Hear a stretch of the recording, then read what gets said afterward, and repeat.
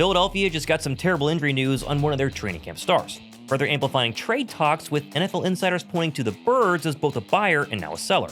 Although hear why some additional Eagle injuries might have complicated Howie Roseman's job. Plus how John Metchie is already contributing to the Eagles' new-look offense, surprising whispers of an unexpected camp cut, and Jalen Hurts saving his best for last. Thomas Mott, this is the Thomas Mott Show.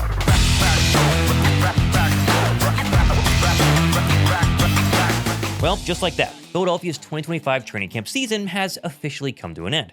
With Wednesday's practice marking the final time the 90-man roster will practice in a camp setting, only a couple of walkthroughs and the preseason finale standing in between the August 26th cut day, when Howie in the front office will axe 37 players from the roster early next week. But in order to keep the mood upbeat and away from losing camp favorites, how about Philadelphia's final camp practice being absolutely electric, especially from a guy named Jalen Hurts and two of his new favorite toys. Also, I've heard from the Eagles ticket winner and Cranky Cletus who won the signed gear as well. That means it's time for the Eagles jersey giveaway, a jersey of your choice. So drop a like, be subscribed. Why don't you go down below, tell me which jersey you would get if you've won. I'll go and announce the winner on my next video, which will probably be on Saturday. Now, let's start with the injuries that dominated the camp headlines this week. We finally got our first update on where they all stand, with a long list of Eagles starters officially out with varying ailments, including A.J. Brown's hamstring, Landon Dickerson's knee, Jordan Mailata now having a concussion, Tanner McKee suffering a throwing finger injury, Drew Mukuba's new hamstring situation, Devontae Smith's groin, Johnny Wilson's knee and ankle, and Kelee Ringo with the quad. So Philadelphia's banged up, some are worse than others, but there are some really interesting ones here that are going to impact what happens the next couple of days. With the most serious injury now officially being Johnny Wilson, who, man, this is terrible, will undergo season-ending knee and ankle surgery later this week, after being carted to the locker room following Tuesday's practice, which is just a brutal blow for the second-year receiver who I've said the past couple of weeks has had one of the best camp rises from bubble roster player to virtual lock following his impressive season I've ever seen. Side note though, it's honestly insane that Howie Roseman had the foresight to look into the future and trade for John Metchie just 2 days before Wilson's injury. Man, that guy's a wizard. Seriously though, Wilson's loss is going to be a tough one, not just because he was having a good camp or is this massive body receiver, but the Eagles love him for his blocking ability on the outside. That's going to be hard to replace. But Wilson's loss is the receiving depth chart's gain, as Anaya Smith, on the outside looking in, is likely to make the cut, along with training camp sensation Darius Cooper. And according to Jeff McClain, a possible additional move around the 53-man cut date on Tuesday. Keep an eye out for that. Either way, though, I'm expecting especially Darius Cooper to really step up here, just like he did yesterday during training camp practice, beating Adoree Jackson across the middle of the field for a touchdown, and then reportedly some sort of insane catch from Jalen Hurts where he high-pointed a pass between 3 or 4 defenders. Safe to say he wins the unexpected training camp star of 2025, and now, Johnny Wilson or not, he is going to make the final 53. The fact this quarterback is singing his praises is a strong sign you're going to see him for many years to come. Very, very calm demeanored and has very strong hands. I mean, he catches the ball very well with his hands. And when you do that, I just encourage you to trust him. And so I think for him, just continue to, build with him as he continues to grow and kind of just go through that journey this year together. The same, though, might not be said for cornerback Kelee Ringo, who was spotted watching Wednesday's practice with an apparent quad injury, despite not seen limping or missing any of the previous day's practice. So, did Kelee Ringo actually suffer an injury on Tuesday's practice and beat writers just didn't see it? Or is this one of those kind of phantom injuries that keeps him sidelined that way he's healthy enough to be traded? I think the latter is less likely, but if you look at the Washington Commanders and Brian Robinson Jr., they have not practiced him the past couple of days because they're going to trade him. Is Kelee Ringo hurt or not? Who knows? But it was very odd to see Ringo, who is battling for a starting role, not practice the past couple of days with this new, at least very, very odd quad injury. I mean, remember, Kelee officially got demoted to third-string corner this week, signaling that Philadelphia has given up on turning him into a starter. This quad injury could just be a way to keep him, again, off the field in order to trade him, or, like I said, he's actually hurt. No saying he's not, but there's now a lot of speculation around Kelee. If they're going to move him, it'll happen soon. If not, then he's just going to be a special teamer. Also, I want to give a massive shout out to the sponsor of this video, SeatGeek. We are literally so close to the Eagles actually playing football games, real, regular season ones, at the link and away, and I know you guys want tickets to that. I know you guys are going to buy tickets to those games, so why not use my partner SeatGeek, because trust me, they're way better and make it so much easier for you to find the best deals on all of your Eagle tickets. And yes, if your wife wants to go to, say, a comedy show, a music festival, or anything non-Eagles related, SeatGeek has those as well, with over 70,000 listed events. When I get my tickets for Eagles games this year, I'm using SeatGeek. I've used them a ton in the past, and really the main reason is they make it so darn easy to make sure you're getting the best deal. Their rating system is the best thing to ever happen to ticket buying because green dots, very simple, that means a great deal. Yellow and red, not so much, they're probably gonna be more expensive. And since I'm here for you guys, I know you're buying tickets soon, why don't use my promo code with SeatGeek, that's promo code Mott10 at checkout, and get 10% off your purchase of tickets. So just download the SeatGeek app or click the link down below me, somewhere right here in my description box,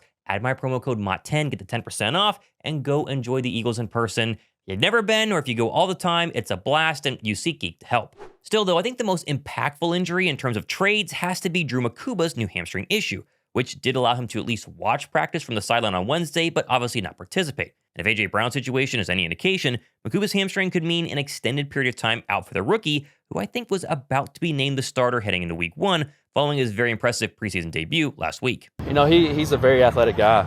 It showed, obviously, his first preseason game getting a pick, and then all of a sudden, you know, getting a fumble recovery. That shows he's always around the ball. But in the meeting room, too, you know, he's asking the right questions. And, you know, I've said that before, but it's true. And I hear it. You know, I'm listening to that. I want to listen to see if I can trust this guy or not, if he plays with me or not. But it's just like, I want to make sure that he understands that it's a relationship in the back end at the end of the day, and I need to know that you're going to get your job done too. So if Mukuba is, say, out for 4 weeks, 5 weeks, 6 weeks, who knows? If it's an extended period of time, I do think Philadelphia has to look at other safety options, because without Mukuba, right now, it's Sidney Brown and then I guess Tristan McCollum as the backup. And if you're Vic Fangio, that doesn't sound good enough. And well, of course, Justin Simmons' name immediately comes to mind because I and everyone else has mentioned him 5,000 times this offseason. A new, perhaps better option might have entered the fold, as the Patriots now reportedly shopping safety Kyle Dugger and are willing to eat some of his $53 million extension to make it happen. Dugger is 29 years old and on a fairly cheap, as mentioned, 4-year deal, following a very impressive run with the Patriots where he's gathered 424 tackles and 9 interceptions in 74 career starts. And while obviously pre-Mukuba injury, I would say no way Philadelphia would want him or anybody else, but post, Sidney Brown the lone option right now to start Week 1, Dugger does make some sense. Of course, as always, I give you a possibility percentage on a trade like this because there's no real reporting linking Dugger to Philadelphia right now, but a bunch of Eagle guys are saying he makes more sense than Justin Simmons. I'm going to put it at 30% possibility because the main problem the Eagles have right now is the timing. We're basically 2 weeks out from today from Week 1 kickoff against the Dallas Cowboys. If you're going to get somebody who wants to start in that game, you've got to trade for them ASAP. That way they can figure things out. I mean, I think Jacorian Bennett's been better so far than Adoree Jackson, but he's so darn new that Adoree Jackson's going to start Week 1. Will Bennett start eventually down the road when Vic Fangio feels comfortable with him? Probably. But if you're going to go ahead and trade for Kyle Dugger or sign Justin Simmons, if it doesn't happen this week or early next week, then it's not going to happen at all. Honestly, here's the hoping that Mukuba's hamstring injury is a lot more minor than A.J. Brown's, and he will be just fine. Which, speaking of Brown, once again did not practice yesterday and instead played scout team quarterback as he's been doing. And as head coach Nick Sirianni continued to keep his lips shut to the media on any sort of injury timeline before practice. Yeah, and we, again, don't have to get all into that information at this particular time. Bob will get you all the things for practice today. But, yeah, they're working really hard to get themselves ready to go. Now, of course, A.J. Brown's injury is one of the main reasons why I think Philadelphia possibly wanted John Metchie, but either way, there's been no denying that his first 2 practices with the Birds have been very, very impressive. Immediately getting first-team reps, didn't expect that, and making a big catch across the middle first to once. Clearly, Philadelphia is trying to avoid a Jahan Dotson 2.0 situation with John Metchie because, remember, Dotson was traded to Philadelphia like this exact same time last year and could not spin up quickly at all. I thought it was very interesting yesterday that Jahan Dotson met with the media and was asked what advice he's giving John Metchie to go ahead and spin up quickly, and I thought it was some pretty darn good one. Dive into that playbook, and that's kind of what I've been telling him. Just try to learn as much as possible, as fast as possible, to give yourself the best chance to get out on the field. Because that's truly the only way you can get out there is if you know what you're doing. He has all the talent, all the tools to be able to be out there. So just to dive in his playbook and make sure he knows what he's doing. It's a matter of establishing and then understanding the role given when you are onboarded. And so, he's got a lot of talent. He's got a lot of ability. He's played a lot of ball at the highest level. And so, as we get started, it's just about embracing that role and whatever that role is, and that they may change, that may evolve, but just build that chemistry throughout and kind of have a next man up mentality with it. One thing that has stood out for Metchie's first 2 days in an Eagle uniform has been his use in pre-snap motion. Something Philadelphia used a lot last season under Kellen Moore, but still not as much as the top of the NFL. All the rage right now in NFL offenses is the use of pre-snap indicators from wide receiver motion to make things easier on the quarterback and the offense as a whole. And it seems like Metchie is going to be used not only in that way, but as yet another gadget, or I should say weapon, in this 2025 passing attack. Being dynamic. It's such a dynamic offense already. Through and through, receivers and the whole offense, I just think being dynamic, guys that can kind of run all routes and things like that. I'm just trying to bring something to the table, try and contribute to a team that's already so good. All those other things I don't have any control over. All I really have control is how I show up every day, Now, staying with John Metchie and really Jahan Dotson, I said a couple of days ago, I think Metchie was simply traded here as a low-risk, high-reward option. However, if your idea of trading for John Metchie means you want to get rid of Jahan Dotson, there really is one team that has now emerged as a possible trade candidate that could make a phone call to Philadelphia to call for Jahan Dotson, and that now is the Minnesota Vikings. As according to Tom Pelissero, with the Jordan Addison suspension and multiple injuries to the receiving core, the Vikings are seriously exploring veteran receivers in the trade market per sources. I'm personally predicting Adam Thielen is the receiver Minnesota ultimately decides on, but Dotson is much younger and seemingly has a much higher ceiling if Minnesota wants to call Philadelphia. Unlikely, but keep an eye on this because if Minnesota's going to make a move, it'll happen very soon.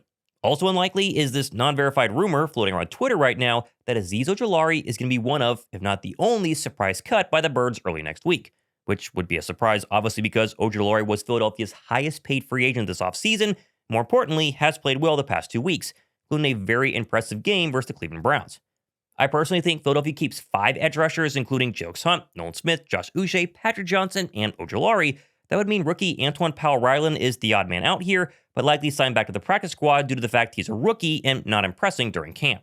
So I don't see Ojulari getting cut. He could, we'll see. But I do think Philadelphia is going to do is take one less cornerback in order to have one more defensive end because they like all the guys that I just mentioned. And that would mean the surprise cut is actually going to be Eli Ricks and not Azeez Ojulari. Moving back to 11-on-11s, and during the final training camp practice, we saw once again how impressive Jalen Hurts has been this week, ending his month of August with another really, really great day, going 14 of 15 with 4 touchdown passes and 0 interceptions, all without A.J. Brown or Devontae Smith. Despite some ups and downs, especially last week versus the Browns, Hurts has clearly had a very impressive camp.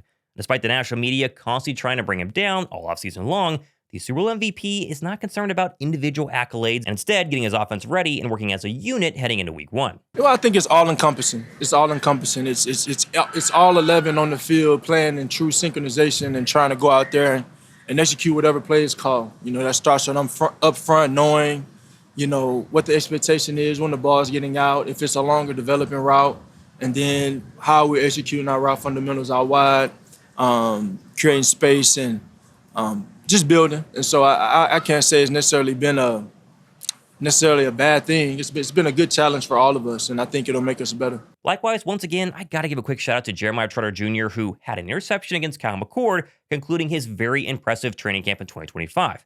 I personally don't know if Trotter will start week 1, but I know he is going to play in that game and many more for Philadelphia this year. I'm going to bet they mix and match different linebackers with different looks because Jahad Campbell has to play. We all know that.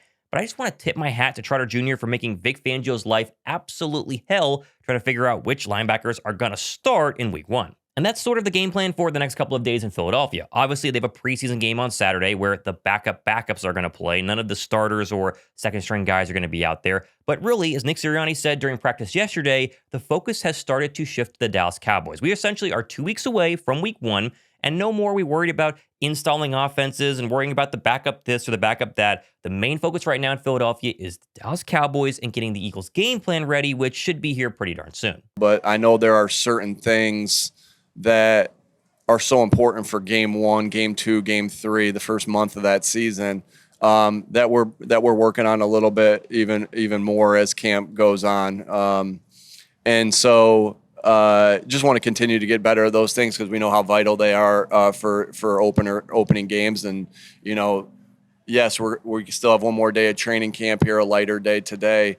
But then it's going to be the shift of the focus will be, hey, getting ready for this first game of the season. It's always crazy how fast training camp goes because we wait all summer long for it to happen. It starts, and then you blink, and training camp is officially over because it's less than a month, essentially, as we end here on August 20th or August 21st when you watch this show. Either way, I think it was an impressive Eagles training camp. We found some new stars. I'm excited to see who makes the cut and who gets cut next week, but I'm not expecting any sort of crazy surprises. If there are, obviously we'll cover them either way here on the channel. As mentioned, the winner for the tickets and the winner for the jerseys have, if I can pull it out here, claimed them. And so I have more signed stuff. Going to talk about that next week. So if you didn't win, plenty more chances to do so, including more tickets. However, go ahead and leave a comment down below with the Eagle jersey you would want if you were to win. I'll announce that winner coming up here Saturday's show. I'm Thomas Mott, getting ready for the final preseason game. This has been the Thomas Mott Show.